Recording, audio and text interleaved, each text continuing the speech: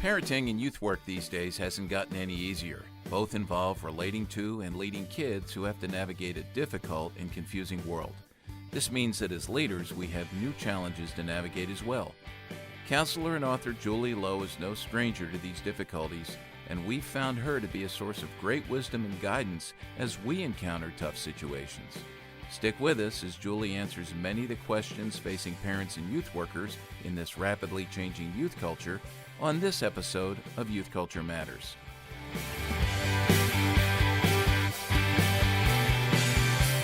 From the Center for Parent-Youth Understanding, this is Youth Culture Matters.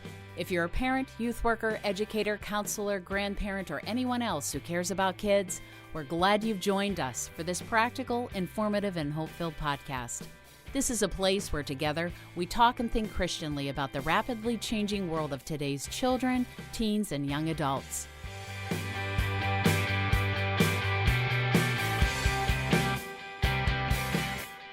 Well, there's this verse in Proverbs 13:20, that's always been important to me, both personally and as I communicate it to students and even to youth workers. It says, he who walks with the wise grows wise, but a companion of fools suffers harm.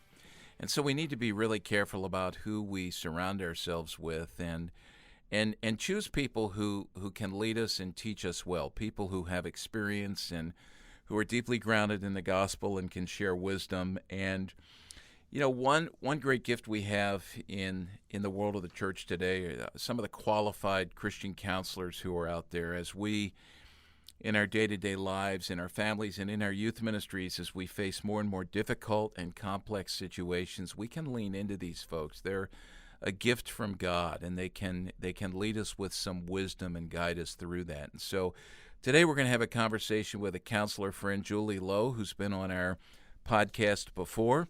Julie is a faculty member at the Christian Counseling and Education Foundation. CCEF will include a link to that very valuable and helpful organization that is all about biblical counseling in the show notes for this particular podcast. She's an MA in counseling from Biblical Theological Seminary. She's a licensed counselor, has years and years of counseling experience.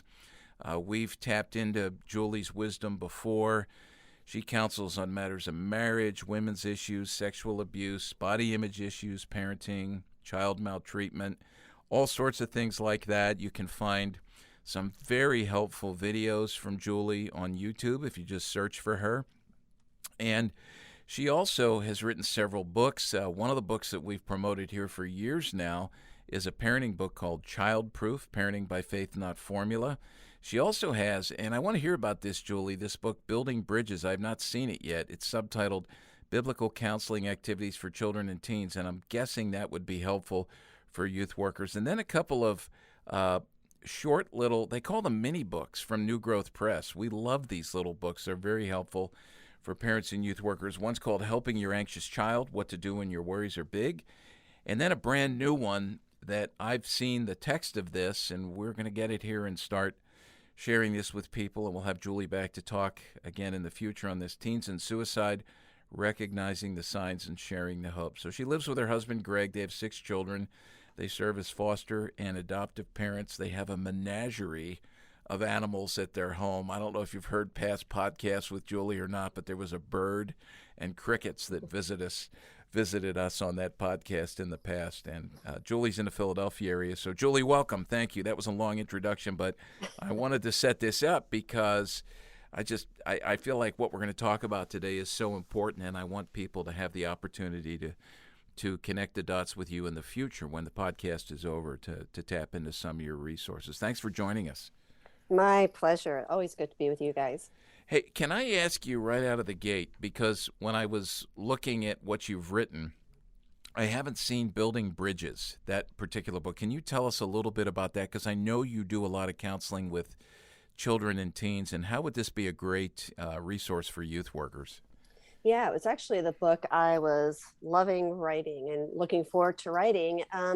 It's really, really good for youth ministry workers, children's ministry workers, anybody who works with children and teens, because it's just very practical what are ways to draw kids out? So one of my favorite passages in scripture when we're talking about this is Proverbs 25, where it says, the purposes of a man's heart are deep waters, but one who has insight or understanding draws them out. And that's kind of the premise of the book, that we need to be much more thoughtful, wise, and skilled at drawing children and teens out. And so the whole book is kind of talking about how to do that. How do you draw kids out well? How do you draw teenagers out well? How do you involve parents, which is going to be really helpful for ministry leaders too. So I talk about it as a counselor, but it's really any parent can use this. Matter of fact, I've been really encouraged how many parents have told me they're using the book with their own children. That's wonderful. That's exactly what we want to do. But it's really for the ministry worker as well, who just wants to be better at helping engage children, to draw them out, what's going on in their heart, and to speak back in thoughtfully. And this is exactly, folks, the kind of wisdom that we're trying to tap into here today, and I know we will. And I talked with Julie before we decided to do this particular podcast about the types of things that we're seeing on a lot of the youth ministry forums and groups on Facebook. That and those of you who are in those, you know which ones I'm talking about. I'm in there, and I will sometimes post and monitor and ask questions. And one of the trends that we're seeing is, in this rapidly changing world, more and more youth workers are posting questions about specific situations with students and with families that relate to a lot of the issues that are unique to our times. And then how do we engage with our students on these, things like disordered eating, substance abuse, sexuality, gender questions. What do we do about reporting? Do we ever talk to parents? When do we go to our superiors? How do we find referrals? All sorts of things like that. And I thought it'd be helpful to chat with Julie about that today. So I threw a little line out into the pond on some of the forums over the last couple of weeks where I let people know we were going to be talking to Julie, and several of you got back to us with there's far too many particular questions and cases that we can ask about. But as I looked at these, I found that they've dropped into about 7 different buckets, and we're going to throw some of these at Julie. The first one being, how do I have one-on-one conversations with students? How do I draw them out? Which obviously counselors are well trained at that. How do we support, secondly, struggling kids and families? Third, what about policies? What are the good policies we need to establish for ourselves and then with our volunteers? Fourth, some specific questions about borders and boundaries in ministry, and those really have changed over the years. We've gotten much wiser and out of necessity more careful on those things. Fifth, reporting. Sixth, confidentiality, and even when do I go to parents? I'm really interested in hearing more about that. A lot of questions on that. And then lastly, referrals. So, Julie, let's start with this whole idea of one-on-ones with students. And I want to read this particular question that came in from one of the youth workers. It says this: there's a hard-to-define category in youth ministry that's often called a one-on-one. It's not a counseling session. It's not a regular meeting for discipleship. It's more of a regular checkup, or like the pastoral home visits that were popular in generations past. I've searched for years, haven't found any good training for how to do one-on-ones well in youth ministry. I've developed something to use with my summer interns, but it's far from complete. What wisdom would you have for youth workers on making the most of our one-on-ones? Yeah, so there's several ways we can answer that, right? And struggling to know what do they mean by that? Is it the structure of it? Is it more the relational aspect of it? But the way you're going to hear me answer all of these categories is there's a wisdom, there's an umbrella of wisdom discernment that we need to use, that scripture calls us to. So we all want just the right answer, the formulaic approach, do this and everything will turn out right. And I just think scripture talks much more about the discerning spirit, the man of understanding and insight, and using wisdom. So I think there's principles, and that's what you're going to hear me keep talking about. Here are the principles. Now, wisdom says, how do you apply those principles to your context? So one-to-one in a city context versus a rural context versus a big church versus a small church versus a church that only has one youth pastor versus one that has a wealth of staff and volunteers. I mean, those things inform even one-to-ones, right? So you stop and say, well, what's the wisdom issue? Love moves towards people. Love builds relationships. Yeah, I was just talking about building bridges. This book, it's all about, I want to build bridges with children and teens. So my move towards them, but then I also think practically, and even out of love for the child, what does safety look like? What does wisdom look like? And how I meet with kids and teens, and do the male volunteers meet with a male, the female with a female? Even then, there can be new problems we've not discovered until recently. There's all kinds of, man, we could shoot ourselves down and feel hopeless if we put all kinds of structures in place that actually inhibit us from loving kids well and moving into their lives. And so there's the wisdom of doing things wisely, safely, um, publicly. And then there's also just the relational dynamic of discipleship. And I'm assuming, which is a big thing to do, but I'm assuming that's what they mean by the question: how do you disciple one-on-one well? How do you move towards young people well?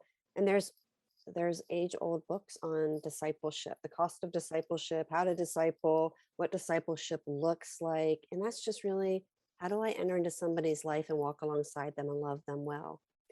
Now there's context. There's, what does that look like with teenagers? And how do I do that wisely, that respects parents' authority and position? How do I do that safety wise? And that I'm always doing it in some ways in a public context. Is it smart to always be meeting at a Starbucks or a coffee shop or in public, or that there's a checks and balance, that another youth leader knows I'm meeting with this student and here's where I'll be, and there can be always somebody who walks by and sees what we're doing. Like, there's just I'm above reproach in the way I minister to the student.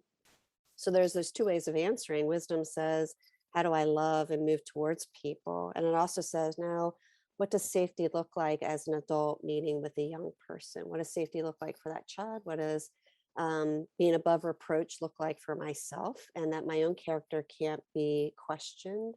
And what does good ministry look like in the context we're in? That's good. You mentioned parents there, and that jumped out at me along with a bunch of other things that you said. But when we engage with our students one-on-one, what kind of communication should we have with parents? And I'm not thinking here about, at this point, we'll get to this, students who we discover are engaged in maybe dangerous behaviors, have made poor choices, have a just a sin issue that they're dealing with over and over again. But I'm thinking more just laying the groundwork for developing a good relationship as a youth worker with moms and dads. What do we? I'm not sure how to ask it in any other way, but is there a way to communicate with them as we enter into this relationship with their son or daughter that would foster deepened health and relationships all the way around? Yes, and boy, I can get on a soapbox here. So well, that's good. I go ahead and do that. That would be great. Rein me in.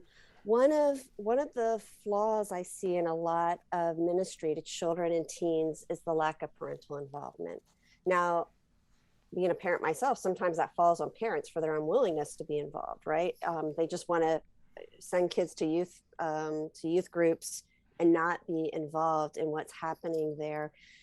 And actually, what I'm arguing is any good children's ministry and youth ministry should also be equipping parents. So parents are sometimes part of the problems, which is what many of the questions that we face are, right? How do I deal with parents that aren't parenting well, or absent, or relinquish their parenting, or abuse their parenting?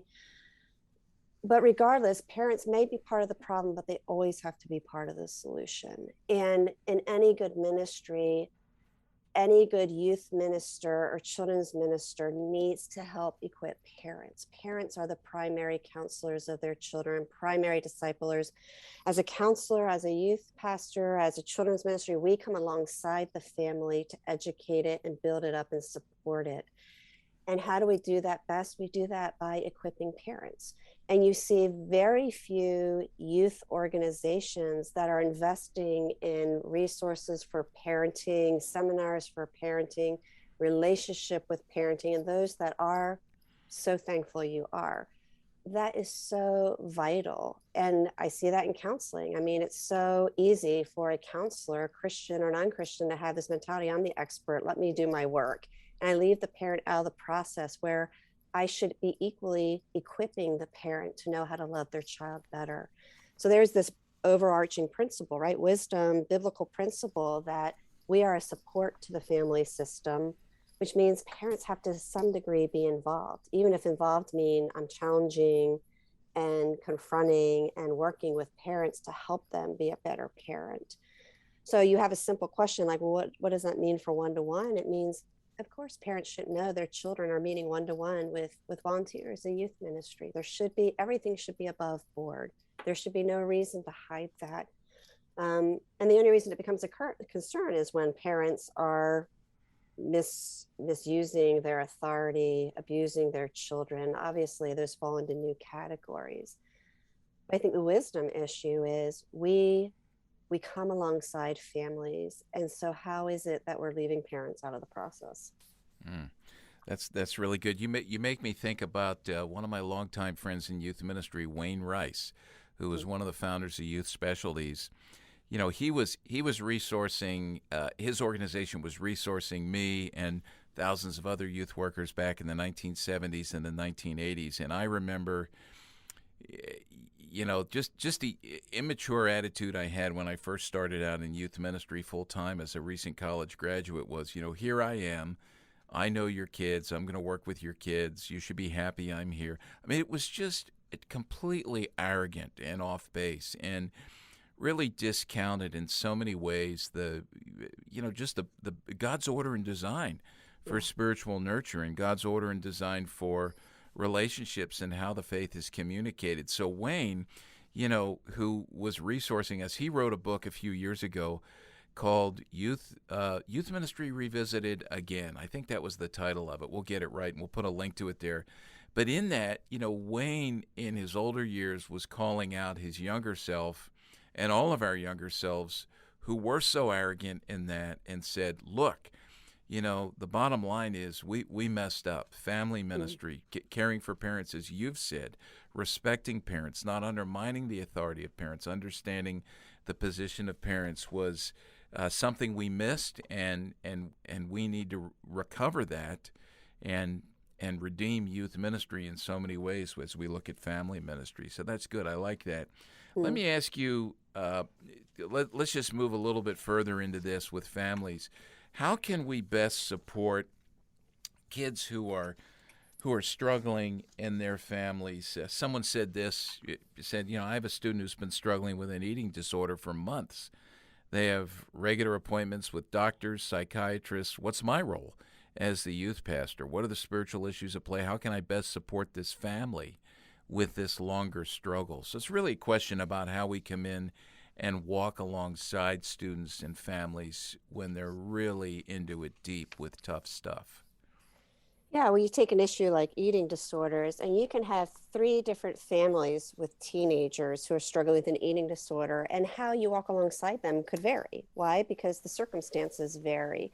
Um, but as this person's pointing out, there are multiple professionals involved. So what's my job? Well, your job is what it's always been, and what you will do exceptionally well is by discipling, that you walk alongside that teenager and you really seek to know them well, to say you're there for them, to be supportive of the parents, and to draw out what's going on in their heart. So typically with eating disorders, there's a varied approach to what's happening: control issues, loss of control, body image issues, abuse. There can be multiple factors underneath it, but as Proverbs 20 says, a man of understanding draws it out, that I want to understand what's going in the heart so that I can walk alongside and point them to the God who sees and knows them, to the God who enters into their world and their experience and can help them grow. That's what youth ministers thrive at doing and should thrive at doing really well. then there's just the practical needs of when when does a female volunteer offer to go to a therapy session or a group counseling session just to be a support to the teen? When do they come alongside the parents and offer them resources and articles or books that may help, or they're just a listening ear, or maybe they're coming alongside the sibling who's also in the youth ministry to help them deal with a sibling who has an eating disorder, who is getting a lot of attention, and the sibling's feeling alone and isolated. That's the wisdom of what does the context require. Um, and they have a wealth more to offer sometimes than the professional world does, because they enter into people's lives in ways professionals don't. They remain kind of detached and objective. Yeah, I think about the way that in youth ministry, we're really called to teach God's will, God's way, God's word, God's order and design for things, and that the culture, we say often say the culture's catechizing kids 24/7, and certainly in a social media world, issues related to body image and disordered eating, those things are just off the charts. We knew Yeah. nothing about those things 3-4 decades ago. For those of us who were boots on the ground in youth ministry, we just weren't even aware. Now everybody is aware of those things because of that, because we know how the culture is catechizing kids with messages that undermine their flourishing, and because we know these things are going viral and becoming epidemic. I'm sure you're seeing so much of it. Are there specific issues that you would say to the youth workers and the parents who are listening, before this is an issue, just be aware the culture is teaching your kids these things. Here's what you need to talk about from a biblical perspective as part of your nurture and your training. Are there particular issues that you would point to? Oh man, the list can go way too long, but you're hitting on it, and it's things that I've even heard on your podcast recently, things like where your identity is found and your sexual identity. Kids are taught to have to discern sexual identity at obscenely young ages, and question it. It's that moral relativism that enters in and tells us that it's man's truth, not God's truth. And then that breaks down every issue. It breaks down the relationships. And actually, that's probably where I'd start. I am most concerned with the lack of mature adult relationships in children's lives for multiple reasons. But you brought technology in, and what technology's done that most people aren't talking about is it's allowed peer-to-peer influence 24 hours a day now, or at least there were periods of breaks where parents had more influence, the church had more influence. Now youth pastors are fighting having teens put their social media down while they're with them and engaging with them. So any adult trying to enter into a child's experience has an uphill battle, because you do have the world pressing in every way, informing how to think, and it's a value system that is aggressively pursuing our kids. Yeah. So identity, materialism, all those things become issues. Hey, before we take a break, a very practical question prompted by something you said there. You're a mom, you're a counselor. What would you say to youth workers about social media and phones during a youth meeting, during a weekend retreat, during a Bible study, whenever students are gathered together for the context of being with their peers in the youth group? Are there any recommendations you would make? You get a safe and you put them in there until it's all done, until the activity's over, the retreat's over. I mean, really, how do you capture their attention if you don't do that? So that sounds silly, but I actually Yeah. know a lot of great youth ministries that are doing that. They're checking the phones at the door. They're putting it in a box, and they're saying at the end of the hour and a half, you get it back when you want it. And there's something really helpful about doing that, because you only have them for a brief period of time. And during that time, we don't even have them anymore. Yeah. So it's capturing their attention and their hearts again. It's being an influence in their life. Yeah, it's really interesting. I'm in the midst of the drudgery of grading papers for 40 students from a program I teach in up in Canada. They're undergrad students and graduate students, and The drudgery's been relieved because I'm hearing and seeing some wonderful things in these papers. One's a response paper to, Chris and I have talked about this, to Tony Reinke's book, 12 Ways Your Phone is Changing You. And Yeah. they had to read that book, and they had to, say, okay, in their paper, here are the top 3 things out of the 12 that Tony lists that I'm seeing in my students. Here are the top 3 that I see in myself. And then they have to follow up and write a pastoral letter to their students about their social media and technology use, just out of care, concern, and love, modeled on like a New Testament letter. And it has been interesting to me to see, and we're going to follow up on this with a podcast with some of our students, that the number one issue overwhelmingly with their students, and then also with the adult youth leaders themselves, is distraction. That is number one, across the board. It's just right up there at the top. And so I think your advice here is wise. And I would say this, that once youth workers do this and you get past the initial protests, kids are going to say, wow, that was something like I never imagined could even happen. They're going to see the joy of that because of what they've been made for. So we're going to take a break. We're going to come back, continue our conversation with Julie Lowe.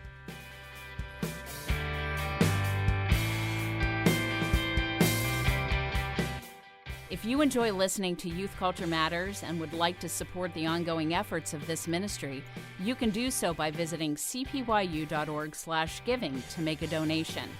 Your prayers and financial support make this podcast possible.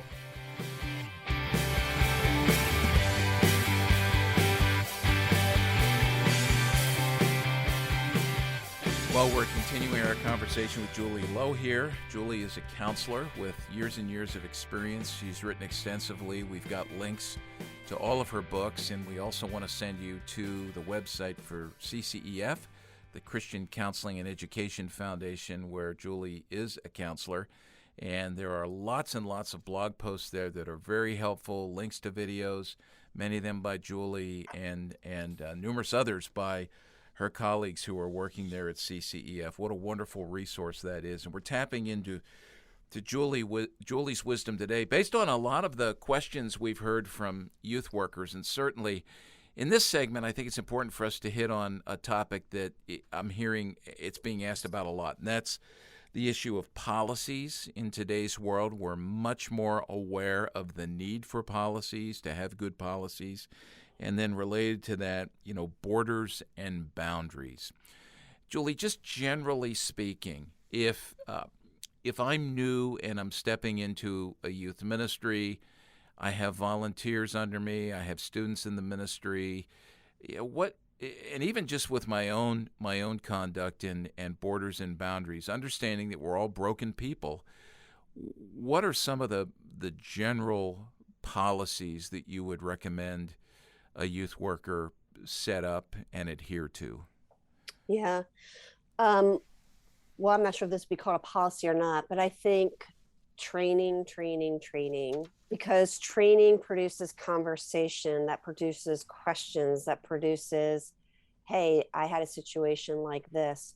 So that's one of the places where policies, when you have, for example, I go out to churches and I'll do mandated reporter trainings or talk about some of these things in churches, and it will inevitably bring up questions or actually resistance, which is really helpful.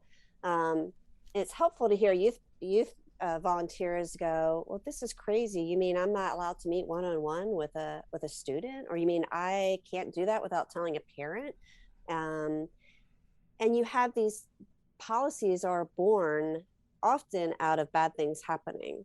And I'd rather policies be born out of proactive care, that we're really thinking thoughtfully before bad things happen, so that if a bad thing happens, we are more than prepared to know what to do with it.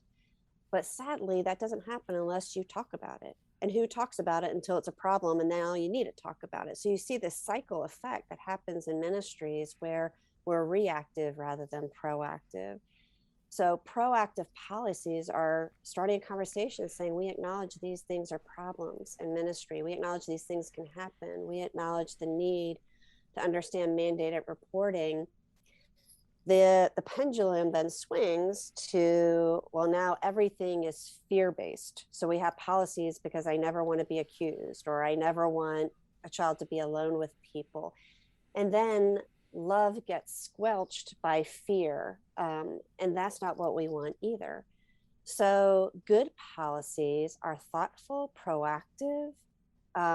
They're meant to be followed, but you also understand that there are places where love trumps a policy. And I'm not sure that's a helpful conversation to have right now, but an example of that would be a policy should be, hey, if there's a youth retreat and there's one student left over, does only one youth minister or volunteer stay with them, or do two stay with them? Or, if it's a female staff member and a male child, or vice versa, and what happens if the parent never shows up? What happens if the parent says, my car broke down, can you drive my child home? And a volunteer or youth minister might say, no way, no how, not doing it. And I would say, well, wait a minute, this is an emergency situation. Doesn't love say, yes, of course I'll do this, but what precautions can I put in place? You know what, Mom, how about you stay on the phone as I'm driving your son or daughter home? How about I call my wife and we have her on the phone as we're driving there? Like, policies should be followed. Please hear me say that. But I also don't want them to be driven by fear. You want them to be driven by love and grace. And when that is done, then you find yourself in these precarious situations sometimes where you think, well, no, I can't do this because it's not policy. And wisdom says, well, how can we make this safe and right and good? So good policies, going back to that, is you often hear the 2-adult rule, you hear an open door policy, you hear checking in. And here's what gets tricky, that again, context matters, because you can have a small church, a big church with bigger youth ministry, lots of rooms, lots of doors, bathroom facilities for children. We can't have a one size fits all policy, but we can have really good principles. So you have organizations like Ministry Safe, that's in Texas, where they train churches. They talk about these things. They go into particular ministries and say, let's look at where your weaknesses are. Let's look at what policies would help you. And it's a wisdom approach that says there's principles to follow, or safety skills of being wise. So for example, we know children are most at risk, teens are most at risk when somebody has access to them, when they can get them out of public view. So for policy's sake, I want to say, well, as a volunteer, somebody ministering to kids, that I always want to know somebody knows what I'm doing. I'm always, in whatever degree I can be, publicly present. So I could be sitting at a coffee shop with a teenager, my spouse or another youth minister can know, or the parent knows, here's where we're going. You can check in at any time. There's just this open, above reproach posture that I'm taking. And then I structure the policies around it. So would I ever take a teenager to my home? Would I ever have them alone in a car? Maybe not, maybe. And what would be the reasons that would be acceptable to do that? Policies are built around thinking through those type of situations with people. So if you're having a good understanding of reporting laws, you're having a good understanding of grooming, like how people who mistreat kids work, then you're going to have a better understanding of why we have the policies we have. But volunteers will not understand that unless you have conversation. Conversation won't happen unless you have training. So that brings me all the way back to the beginning of saying, you've got to have conversation upon conversation, because people who have never experienced these things believe you're overreacting. They believe they don't happen. They believe you're being fear mongering, instead of saying, no, we just want to be proactive. Let's think this through. Let's understand what some of the problems could be. Yeah, some of the proactivity needs to relate to how we recruit and train and at the beginning vet our volunteers. And I'm hearing more and more stories of, oh my goodness, we had a volunteer do this. I wish I had known. I wish I had been taking more precautions or had known what to look for. Do you have any suggestions on that, sort of on the front end of, vetting volunteers? Because it would seem to me, I think about this now in the context that we live in, that someone who, is a predator, we'll use that word, Hmm. and knows how to groom kids, obviously one of the easy places to go would be, like a youth sports league, or helping in a local school, or obviously in a youth group situation. Hmm. So, is there anything you can say to us about that? In your mandatory reporting training and Yeah. seminars. Yeah, well, the good thing about mandated reporter training is, almost every ministry now is doing background checks. The flaw in that is we think we're safe by doing the background checks, right? Instead of understanding that a majority of predators don't get caught till hundreds of victims later, or it doesn't know the heart of an individual going into it, doesn't know their motive. Now, think about it though. If we're having these kind of trainings, what we're doing is we're fostering a conversation that says this is an issue important to us. If we're doing that, I talk about speaking about it from the pulpit, meaning just from the public forum. A church or a ministry that speaks a lot about safety, that says we take seriously reporting, we take seriously grooming behaviors, we take seriously people that are not respecting our policies, puts everybody on high alert. Now, if you have a volunteer coming in who's a predator, he is going to have to work 100 times harder to deceive everybody, or he's just going to give up and say, well, this is going to be a hard context, I'm going to go someplace else. Now also take the adult who either doesn't take it seriously, or is just socially inappropriate and awkward, or doesn't have wisdom. When you have those type of trainings, what's going to happen with a person like that? They're going to kind of out themselves, meaning they're going to say inappropriate things. They're going to debate you. They're going to say, that seems silly. Why do we have to do that? And any ministry leader is going to be able to vet that. They're going to, by nature of just having conversations, people expose how they think and who they are. And so it is a great vetting process just by asking people, what would you do if you thought somebody was being abused? Have you ever known a teenager that you suspected was being abused? What were the signs? And it reveals all types of people when you ask those questions. It shows how insightful some are, how oblivious others are, how willing to accept that as a possibility some people are. It becomes a great vetting menu or avenue when we have conversations and training earlier rather than later. Hmm. I had a youth worker come to me and say, "Hey, I've got suspicions about somebody. I don't have any, hard evidence. There's no trail for me to look at. This wouldn't stand up in court. It's just a suspicion." Hmm. And they said to me, "What would you do?" And my suggestion was, to have a conversation with that person's superior, just to say, "Hey, I've got nothing here, but people are talking. There's lots of questions being asked. I don't know if I advised well or not, but how would you advise somebody who's a youth worker who maybe has some suspicions? Where do you go with that?" Yeah, I would say, well, what you said is great. And I would also add the most important thing you can do without proof is to notice and to make other people notice. So sometimes grooming behaviors are just people who are being kind and loving to kids. I mean, it's hard to discern the motive, um, but you watch behavior. We're notoriously bad at evaluating character. We're far worse at it than we think we are, but we can be very good at evaluating behavior. And that's one of the key principles I teach: evaluate behavior, not character. Character blurs our ability and changes how we see behavior. But if I look at behavior and I say, you know what, that person's just awfully touchy feely with the kids, that makes me uncomfortable. Hasn't molested a child. I can't say anything else other than that. But I can say, I'm uncomfortable. Well, then I'm going to bring other people in to pay attention and say, this is behavior that I want to notice. I want you to notice too. Not accusing them of anything. I'm just saying, strikes me as not comfortable, not appropriate. Let's all notice it. And we all have eyes on it. And so what you do is you're bringing in a culture of people paying attention. Could it just be an inappropriately handsy volunteer? Yes. But then eventually that needs to be confronted. Could it be somebody with more sinister intent? Yes. And eventually that needs to be confronted.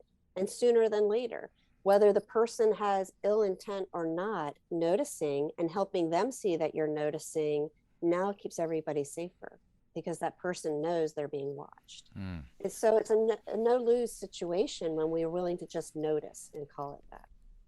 Let me ask, that's good. Let me ask about students, kids who come to our youth group, because increasingly we are going to have students who, they're young, but they already have things in their short past where they've perpetrated Yep. some of the inappropriate behaviors you've talked about here.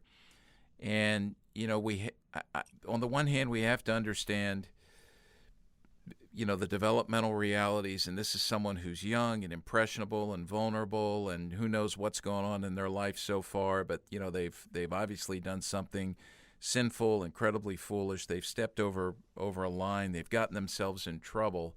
But we also want to show them grace, and we don't want to disqualify them from being able to participate in our ministries as they grow and as God does work in their lives. Right. I'm sure you're dealing with this in your counseling.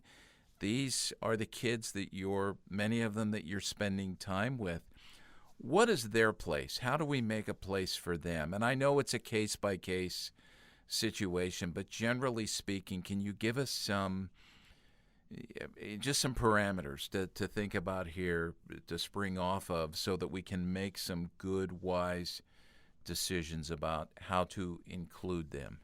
Yeah. So I am seeing increasingly exponentially child on child molestation, or teen on child molestation, or sibling on sibling molestation. That is just growing. And again, you can look at some of that as the more our children have access to pornography and all kinds of evil, the more they don't know where to go with it. They don't know what to do with it. They are going to reenact it themselves. That's very different than a 40-year-old man who's molesting a child. The impact can be the same, but the intent and what is actually occurring can be different with a child. So a 12-year-old who molests a sibling has the same impact on that child as a 40-year-old who's molesting, with different intent and understanding. So why is that important? Because it helps inform, how do I treat that 12-year-old who just made a grievous mistake, a sinful mistake? How do I understand it? And we're always trying to evaluate that. But that aside, what's still important for you and I is we're always saying we have to evaluate present safety and future harm. So is this 12-year-old likely to do this again? How do we keep everybody safe right now, including the 12 or the 15-year-old?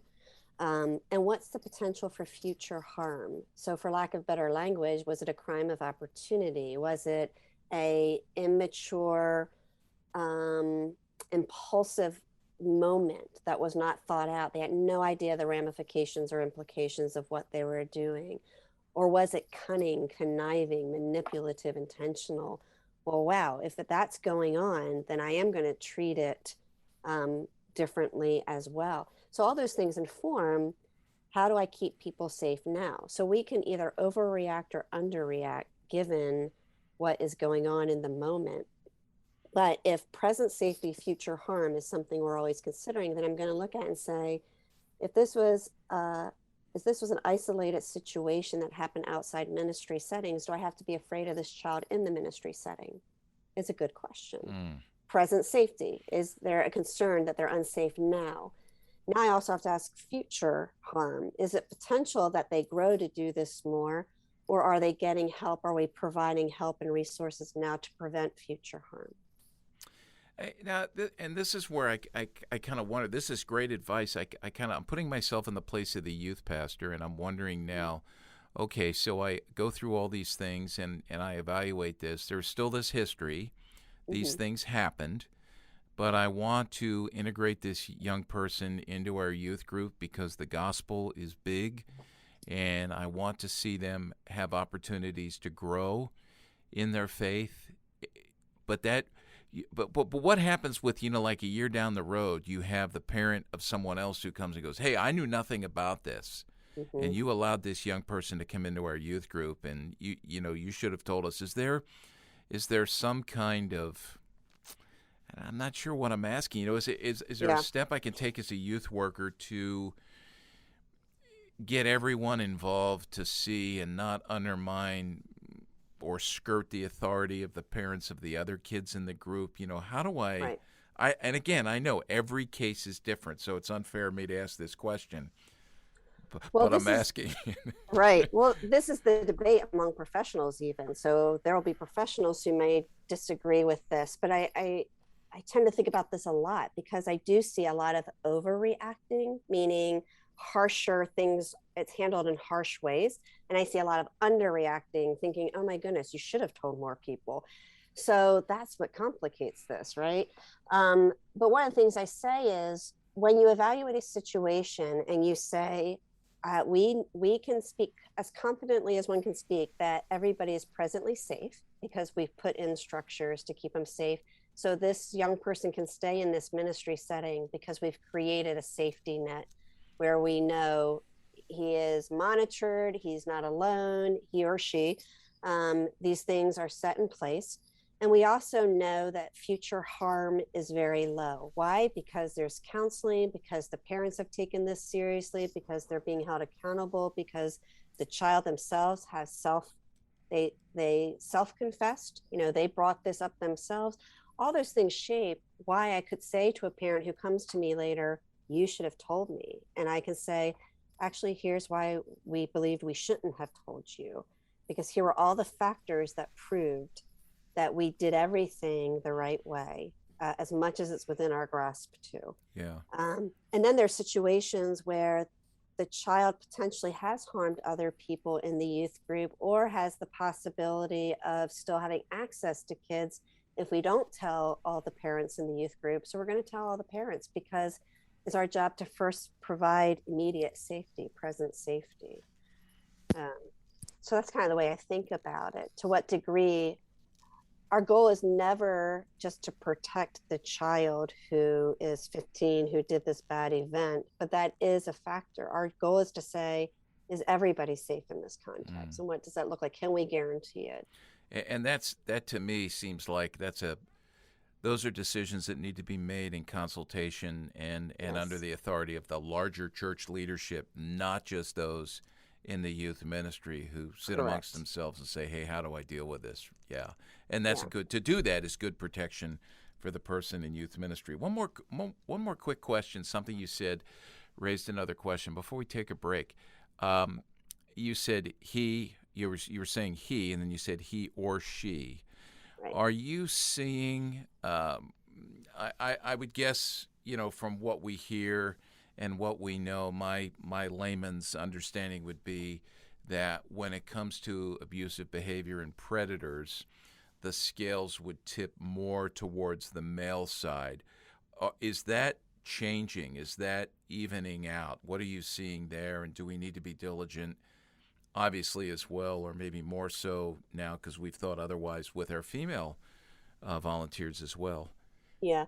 Well, statistically, it's not politically correct, but certainly statistically correct that it tends to be more men than women. However, when it is female or women, it's equally as grievous and, impactful.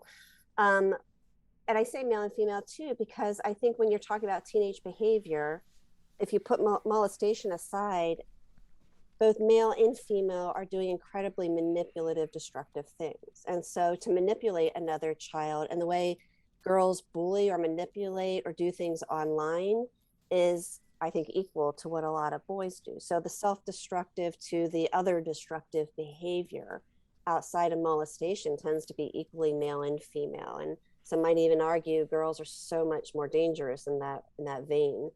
Guys will go beat each other up behind the school, where girls will go online and do really destructive things to each other. Boy, this is so good. So much to think about. Well, we're having a conversation with Julie Lowe. We're going to take a break, come back, and finish up.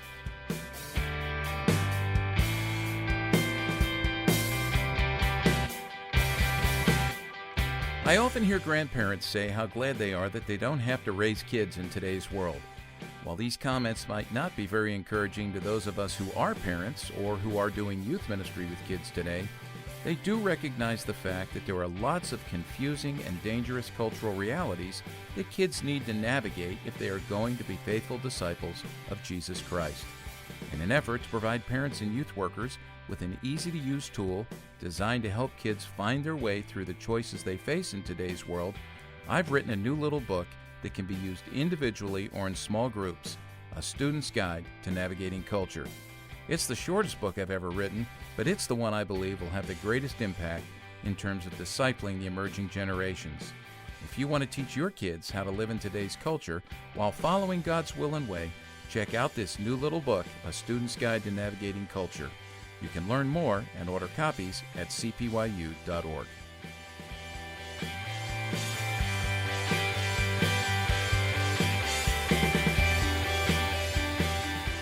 So as we continue our conversation with Julie Lowe, I just want to remind everybody, A, thank you for listening, but B, pass on the word about this Youth Culture Matters podcast. We'd love to have you subscribe to it wherever you get your podcasts and share it with people. Give us a good rating. It seems that everybody says that about their podcasts now, but that is important. And certainly when we're talking with someone like Julie, it's good to, to share the wisdom with others, get them tapped into this. And so we want to remind you who are listening that everything we've talked about here today in terms of resources and, books, articles, websites, so forth and so on, we will have all of that in the player notes or in the episode notes for this particular episode. If you go to cpyu.org, look for this particular podcast and the player for it, and just scroll down underneath, and we'll have the links to all those things. So Julie's been really giving us some just great advice and insights into some of the unique situations that we face in today's world. And man, counseling is a that's a growth industry, isn't it, Julie? I just sadly, yes, yeah, and boy, it just makes us, all of this makes us long for the new heavens and the new earth when no more tears, no more crying, no more disease, mental health issues. Just we look so forward to that. But in this in-between time, those of us who are doing youth ministry, we deal with these things. These are the messy issues of life. And that's really what I want to ask about now, is when we have the curtain peeled back, when a student decides in conversation with us to peel back the curtain and show us and tell us what is going on in their lives, what is our responsibility then in terms of communicating with parents? We don't want to undermine the authority of parents. We want to respect that. And I think functionally, we can say that philosophically, but this is where functionally it becomes very important. And so I want you to talk about that a bit, Julie. And I know you're a counselor, and I'm sure it's different for you as a counselor than it would be for somebody in youth ministry. But give us some advice, and maybe if there's a line there, like, okay, up until this line, it's okay just to maintain confidentiality with the student and for the student, but maybe there's a line that's crossed, and when is it important for us and necessary, required of us to go and talk to parents? Yeah, well, before I answer that, let me go back to something I said earlier, and that is the need to build bridges and relationships with parents in youth ministry. And if we're doing that, then the very first thing I can do that will help me in that way is by asking parents that question. So if I'm having regular parent meetings, or I'm getting to know parents individually, if I have the ability to, that's a question I would ask them as a youth minister or volunteer. I would say things like, what are the non-negotiables? If your kids were struggling with something, what would be the non-negotiables? I need to know, I must know at whatever costs. What would be the things you'd say, you know what, I trust you. I trust that you are going to work with them, help them, and get them to tell me, or help them work through those things. I don't need to know those things.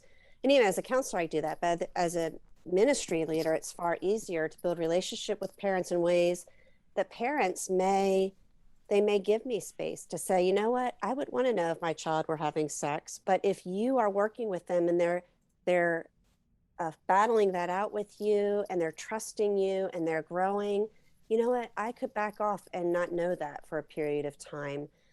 Or maybe some parents would say, no, if my child was having sex with their boyfriend or girlfriend, I'd want to know immediately. That's a no wiggle room for that. Or drugs, alcohol, addiction. So building relationship with parents means sometimes I already know what parents are going to give me leeway to work with and what they're going to say, no, I must know this and you need to tell me. And how do I respect and honor that if that's the case?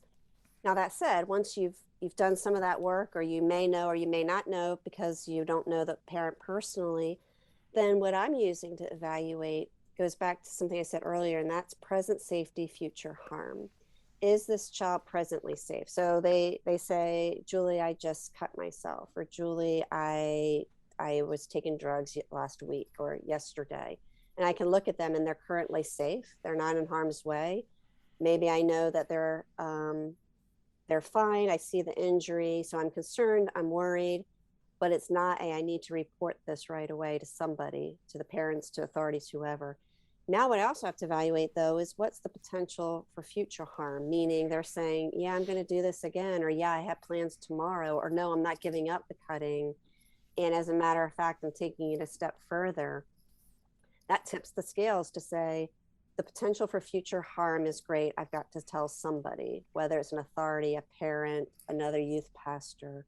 So current safety, present safety, future harm are always a good way of stopping right away and saying, is there a safety issue? And will there be a safety issue if I don't tell somebody? So that becomes non-negotiable. It kind of becomes an easy thing. Sadly for all of us, it's never really that easy. There's always this gray line of, well, I know they're cutting. I know they say they have suicidal thoughts, but they're telling me they don't have a plan. When does it tip the scale over?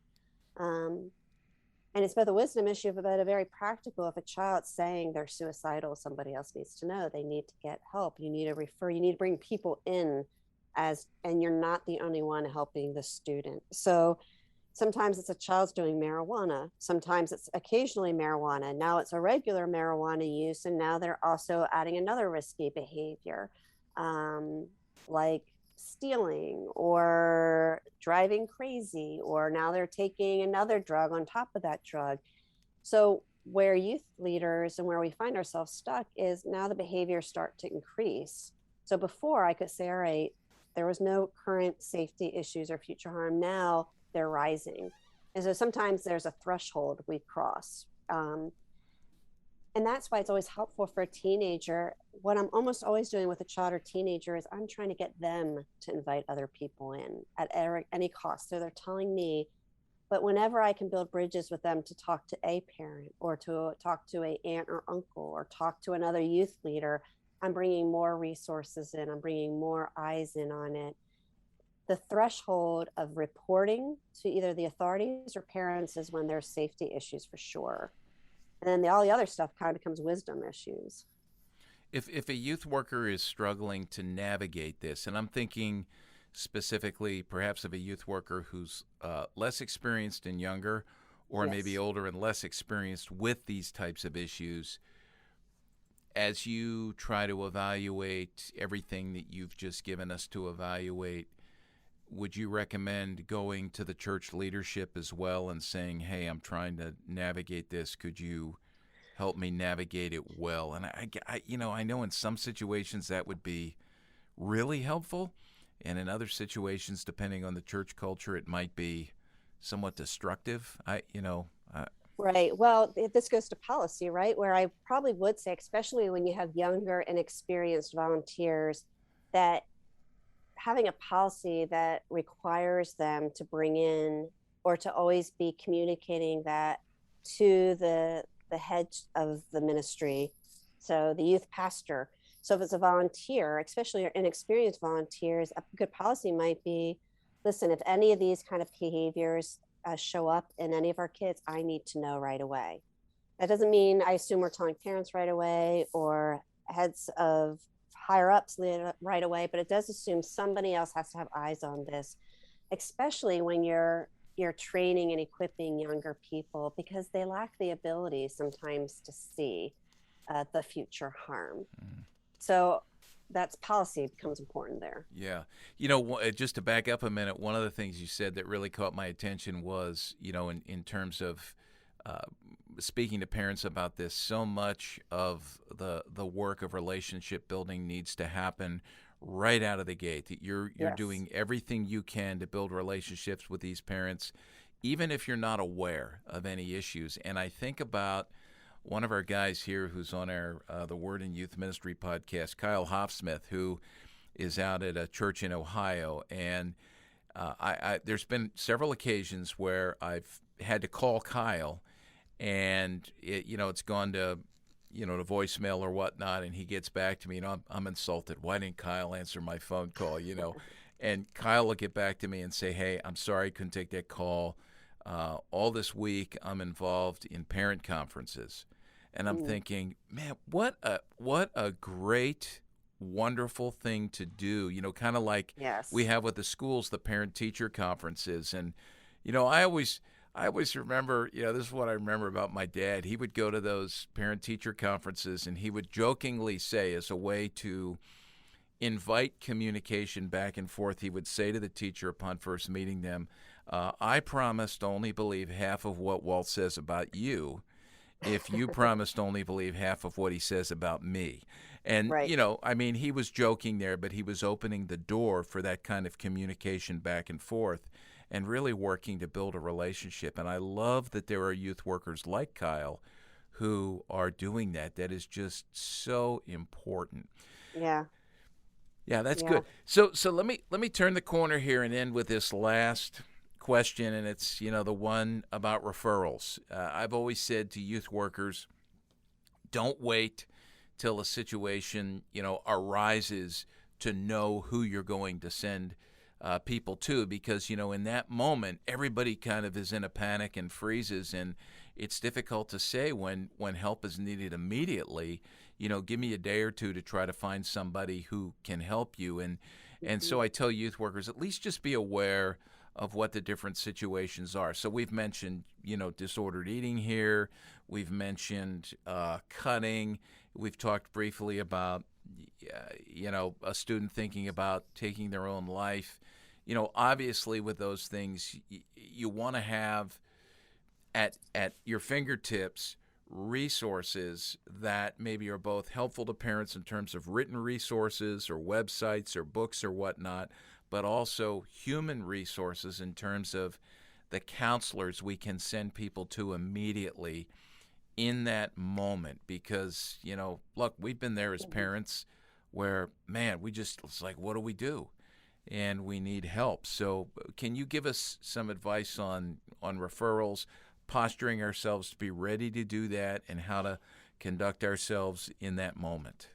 Yes, I love that proactive nature of saying, here's my list of go-to people when I feel stuck with counseling issues, with ministry issues. So even for a youth pastor to say, listen, you don't have to be an expert in every topic. You don't have to be an expert in reporting issues. You just have to know who the expert is that you can call at any point.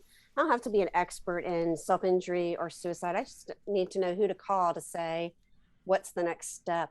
So even for the youth pastor themselves or the ministry leader themselves to say, here's my list of 5 to 10 people I go to for any issues, because they'll know who to refer me to next. It's also really helpful to have a referring list, especially if you're in ministry with kids. You want a list of counselors that work with kids and teens and say, these are people that we trust, that we know are skilled. And if they're not available, they'll know who to point us to. So I would love to see a youth minister or any ministry leader to say, I want to invite people in to my circle. So I'm not just handing my families or my kids over to some stranger and not knowing if they're giving Christian advice, if they're leading them astray, if they're helping them or not. I actually want to bring people in to love this family well and this child well.